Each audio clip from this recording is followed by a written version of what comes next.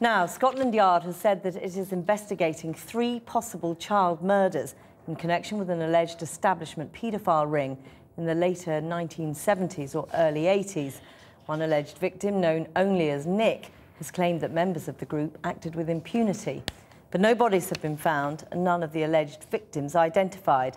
Our Home Affairs correspondent Simon Israel is here. Quite an extraordinary development, this, Simon. This was a press conference today in the post-Savile world that fundamentally focused on the victim. It was essentially an appeal in one of a number of investigations that the Metropolitan Police are currently dealing with on historic abuse. 18 strands, as they call them, but we could call them 18 inquiries. They include the much-reported alleged paedophile ring, VIP paedophile ring, that is said by this victim, Nick, only known as Nick, to have operated out of a luxury apartment block in central London known as Dolphin Square, where vulnerable boys were brought to weekend parties at one particular flat. Or, as the police said today, there may have been more than one flat.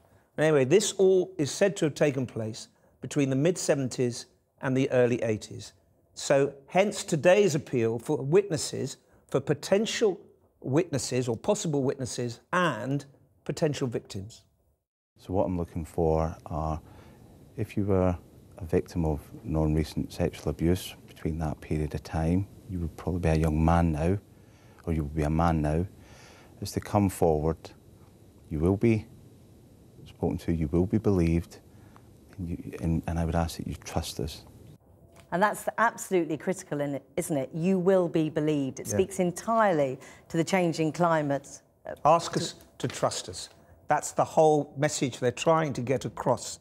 Now, the headline today is a claim from Nick himself that he knows of 3 murders of young boys during this period and that are said to have taken place, but as yet there are no identities, there are no locations, and there are no bodies. But crucially, the officer involved said today that they believe Nick to be credible and that what he is saying is true.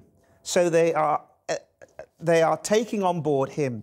But there was another investigation that they're currently involved in, which people may well have heard about, known as the Elm Guest House investigation, which has loomed large in headlines and newspapers. Now, this is one said to, where MPs are said to have been involved and that boys were brought in from a local care home. Well, today, these allegations were said by officers that the consequence of all this reporting, as yet, no one willing or able has come forward to substantiate these claims that widespread VIP abuse was happening at this guest house. Simon Israel, thanks very much.